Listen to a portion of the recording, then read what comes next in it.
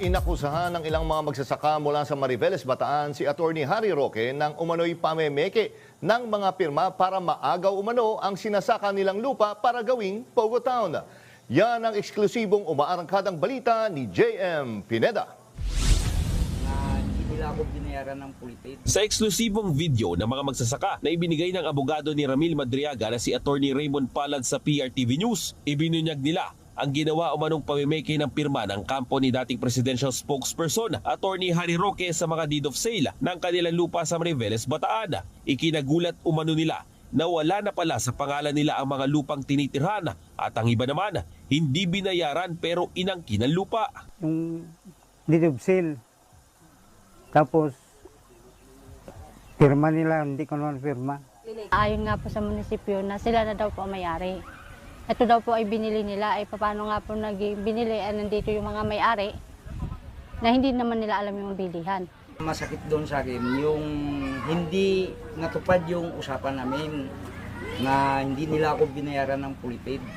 Yan ang gusto namin kung talagang mayroon po nga tumulong sa amin na malalaking tao nga matulungan kami nga ibalik na, sa amin yung lupa namin.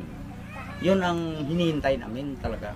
Bago maaresto noong July 2023 si Madriaga sa kasong kidnap for ransom, kasama siya sa tumulong sa mga magsasaka na magsampa ng kaso sa ombudsman laban sa First Bataan Mariveles Holding Corporation. Ang kumpanyang ito ay isang joint venture ng dalawang korporasyon kabilang ang Biancham Holding and Trading Incorporated na pagmamay-ari ni Attorney Roque. Sinubukan umano ni Madriaga na kausapin si Roque pero itinanggi rin nito ang pagkakasangkot sa nakawan ng lupa at mukhang ito rin daw ang naging mitsa kung bakit siya idinawit sa kasong kidnapping. Nung malaman niya na si Attorney Roque nasa likod, kinausap niya, diniscuss niya itong bagay na to pero itinanggi daw at parang pinagalitan pa daw siya or tinakot siya, something like that.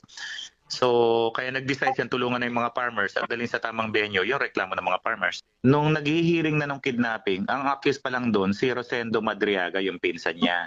After few months, nagkaroon na ng additional witnesses daw pointing to him na kasabwat doon sa kidnapping. Sabi pa ni Madriaga, ang lupa kasing pagmamay-ari ng mga magsasaka ay perfect spot para tayuan ng isang Pogo Town, lalo at katabi ito ng dagat. Based sa discussion namin ng plano rito, parang gawing Pogo Township Yacht Club. May mga magandang area dito, tabing dagat, Mariveles, Bataan. So, yun ang konsepto. Parang recreational area ng Pogo. So, ang kausap nila rito, sila Attorney Harry Roque, may allegation dyan na pinapirma ng deed of sale pero hindi naman binayaran. May allegations yung mga farmers na totally falsified yung